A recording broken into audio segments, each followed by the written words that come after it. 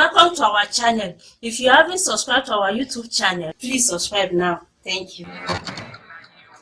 What are you doing with mommy's food? I'm washing. This is fun. I don't know how to do it. Well, let me teach you. This one. This one.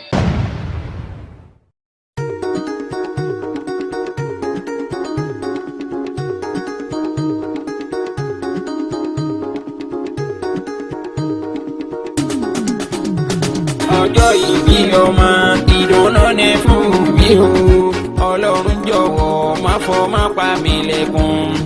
Happy birthday Nana Maria. Ọjọ́ ìbí ọmọ ìdùnnú ni fún mi o, Ọlọ́run jọ̀wọ́ má fọ́ má pa wá lẹ́kún.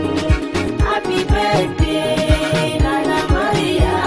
Ọjọ́ ìbí ọmọ ìdùnnú ni fún mi o, Ọlọ́run jọ̀wọ́ má fọ́ má pa mí lẹ́kún. Happy birthday Nana Maria. Ọjọ́ ìbí ọmọ ìdùnnú ni fún mi o, Ọlọ́run jọ̀wọ́ má fọ́ má pa wá lẹ́kún. Happy birthday Nana Maria.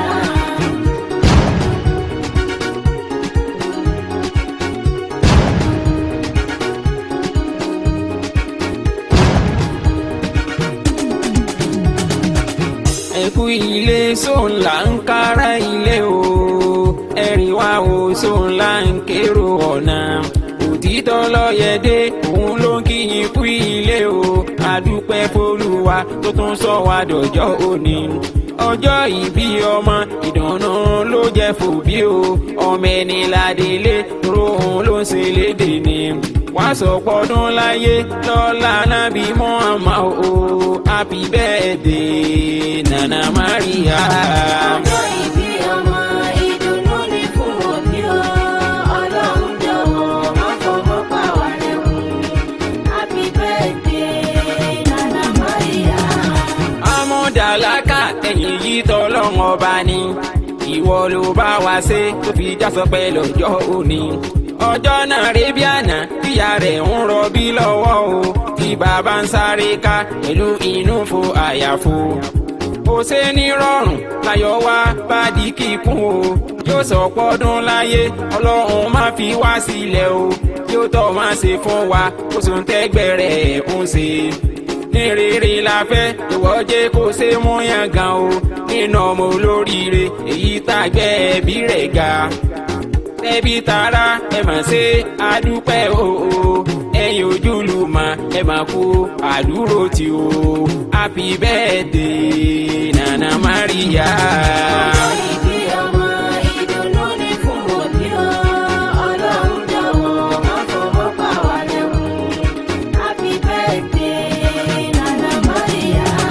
Ẹni Ọlọ́run ṣoore fún tó máa rírì rẹ̀ ló dúpẹ́ o, ká dúpẹ́ oore sóńlá ó tún fi gbà mìíràn o.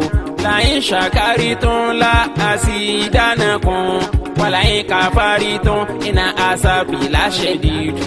Má fìyà jẹ mí Ọlọ́run mo ti mọ́pẹ́ wá o, ibi máa lè máa káyọ̀ mí ó tún pọ̀ sí i. Èyí tí mo bí kó jẹ́ kó dirú dìgbà, kó lọ́lá láyé kó ṣe lọ́mọ tágbẹ́sìn ga.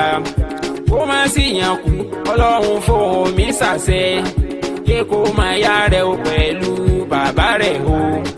Ájì Sọdíkì ọkọ Fátímà o, ayọ̀rẹ́ àkàlẹ́ lọ́la Aláwù o.